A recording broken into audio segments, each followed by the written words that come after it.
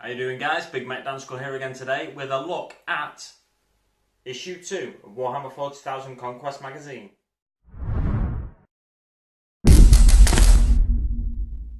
Firstly, let's talk about what you get free with the magazine this time. Get this out of the way nice and quick, because I'm sure you all know by now. You get 3 easy to build Plague Marines, Death Guard green paint, 3 bases for the Plague Marines, and 6 dice. The only thing really I've got to say about this is the 6 dice, they seem a little plasticky. I don't know what dice are normally made of, but these just seem like hard plastic. Maybe dice are normally hard plastic and I'm just reading into the look of them too much. But they seem to roll alright, which is the main thing. And other than that, other than those things that you get there, you get a gaming board, which I was quite surprised is actually like a stiff card. I thought it would be more similar to the paper one that you get inside of the First Strike box set, but this one is stiff card. Upsides and downsides to that, pluses and minuses to it. A plus is that it's nice and stiff, nice and firm. I think it's going to sit better on the table once you get the folds out, but the minus is the folds. You can really see the folds in there. It's supposed to represent a training deck on a ship, on an Ultramarine ship. You may remember from the first issue of Conquest, there was sort of a cliffhanger at the end, a little bit of text transmission that came through, and this is representing the training deck of the Ultramarines battle barge or ship of some sort. Anyway, you'll notice on this side as well, a few things to note on this side. There's some Munitorium containers and some of the ammo crates, not armour crates, but also at the bottom here there's some handy measuring devices that you can use, so you don't even need a tape measure in your first tutorial game once you've got your Plague Marines built and you can face them off against the intercessors. So it's a nice board really. I was really pleasantly surprised by that. On the other side you'll see, I think if you wanted to leave these rulers attached, if you didn't want to bother using them, you could just leave that side, so it makes the board a little bit wider, just over an inch wider I'd say.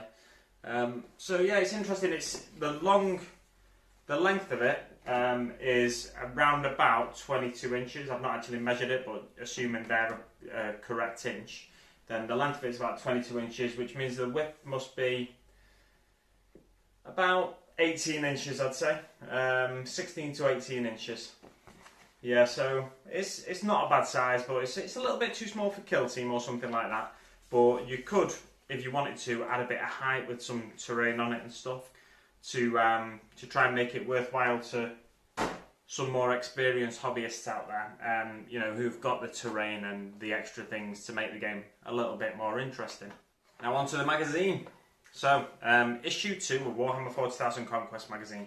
You open it and you get bit of fluff about the Death Guard, which is very similar to the last issue. It tells you the Legion name, the homeworld, Demon Primarch is Mortarion, the Death Lord, First Captain, Typhus, Specialisms, Patron God, and Motto. The motto is none, for death is silent. That's not the motto, there is no motto, that's what I'm saying. Then it tells you a bit more about Mortarion, Plague Planet. It's a really quick introduction to the Death Guard to sort of give you a feel of what they are, what they want to accomplish and stuff like that. The thing I find interesting about this, and in my original episode reviewing issue 1 and the magazine in issue 1, I said I was going to go back to something later in the video, but I forgot to go back to it. The thing I wanted to go back to was that I'd be interested to see if, when writing this magazine, they portrayed the Death Guard as the protagonist. It would have been interesting if in the first magazine they portrayed the Ultramarines as a protagonist, and in the second magazine, so each Death Guard issue, they portray the Death Guard as a protagonist. Yeah, I'd be interested to see if they did that, but they've not done that. They are portraying the Death Guard as the evil guys, as, you know, pure filth, for want of a better word, but I don't know if there's a more apt word than filth when describing Death Guard.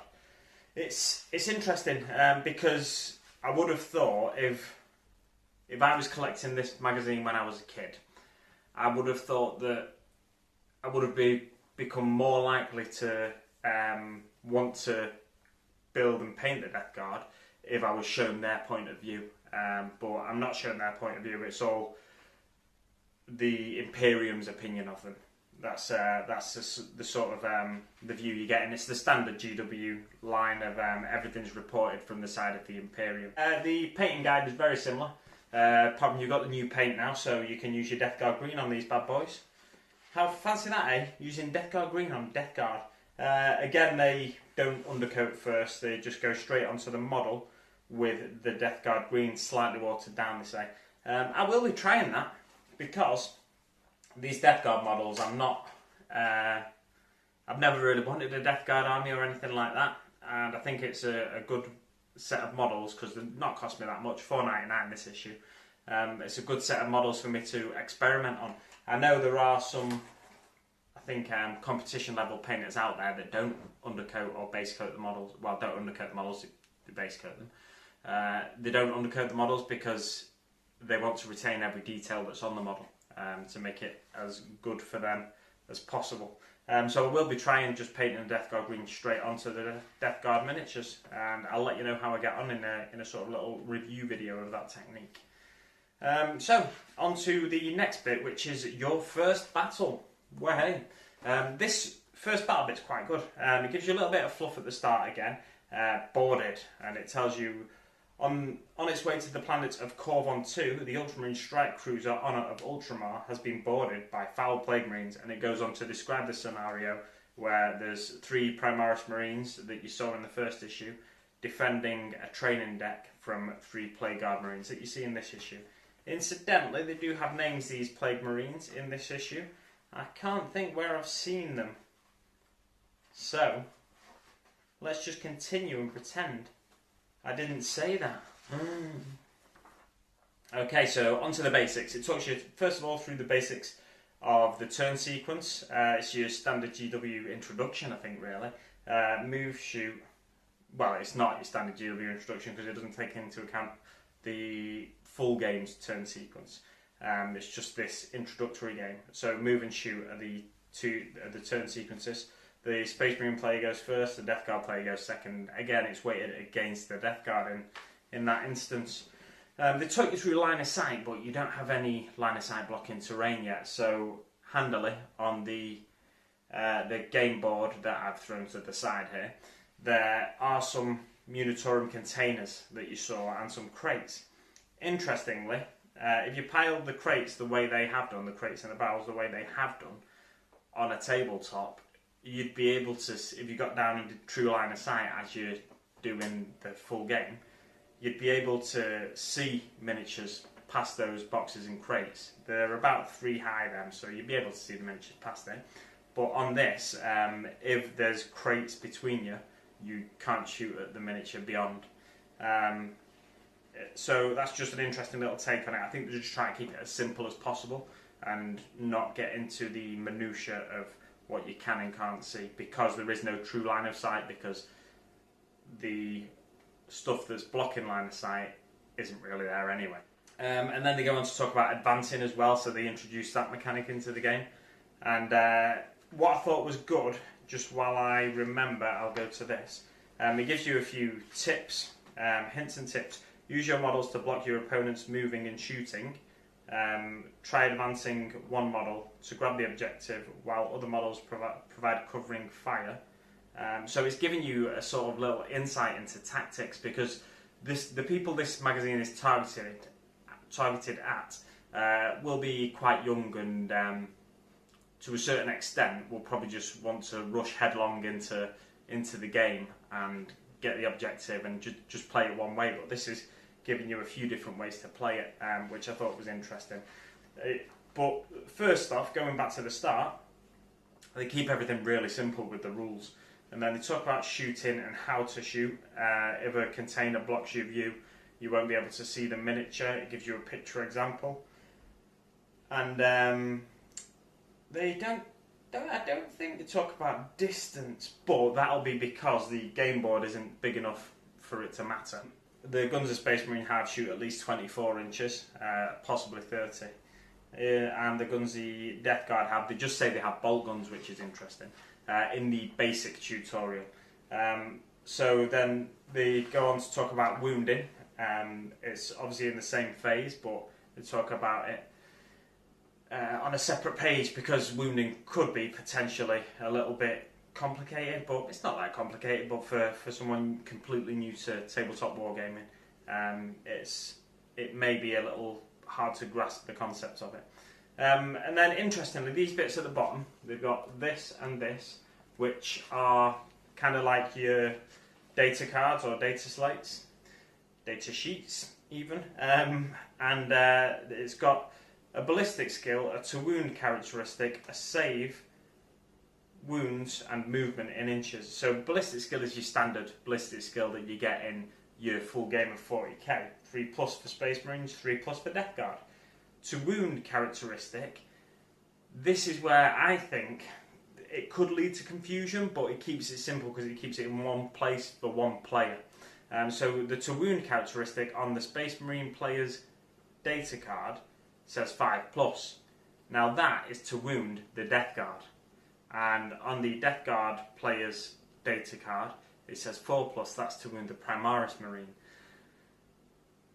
I understand why they've put it where they have, because it's going to be the Death Guard player that wants to look at what he needs to wound, to what role he needs to wound the Primaris, the Space Marine player, and vice versa.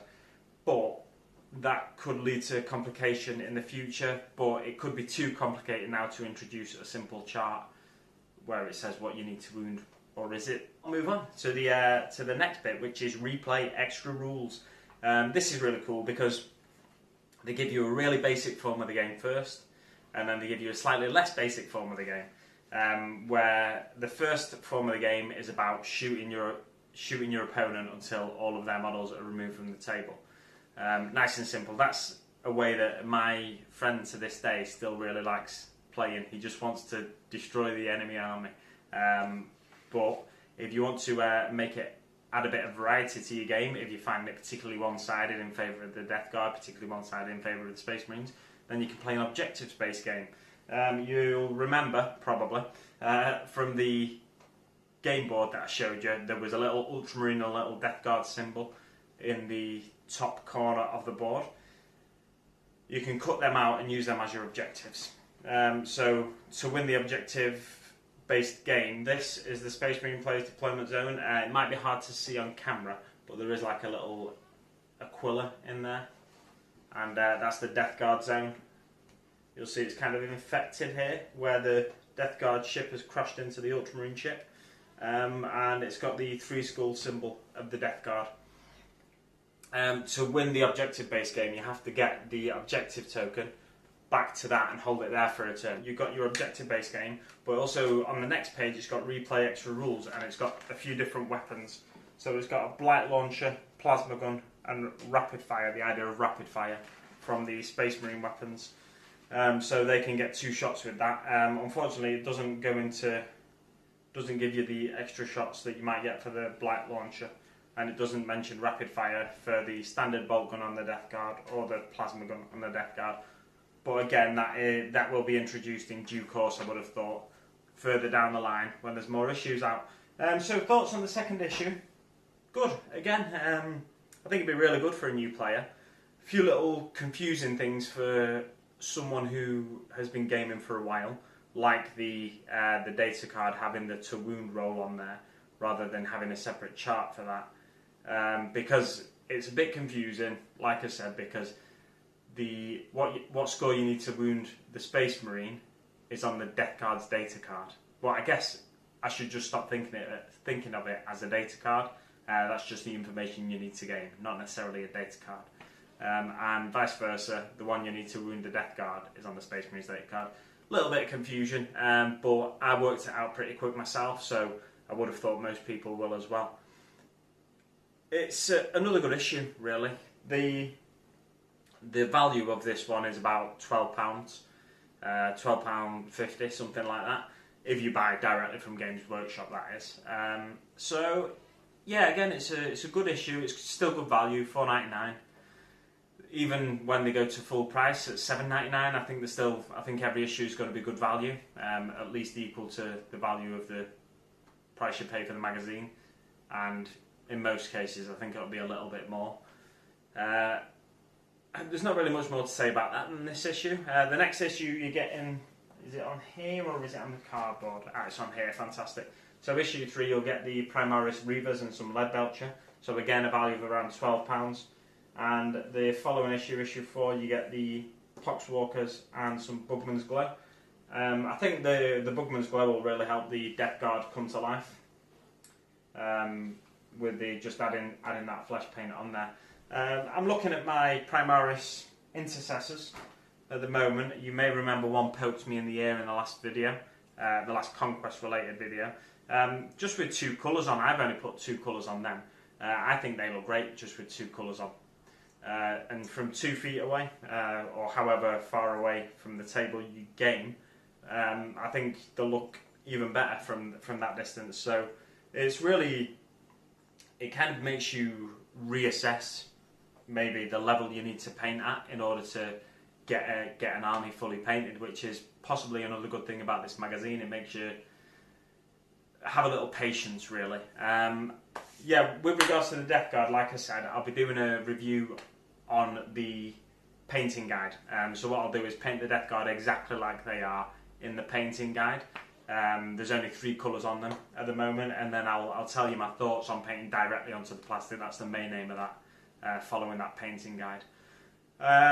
Nothing much to say really, apart from thanks very much for watching, and I'll see you on the battlefield.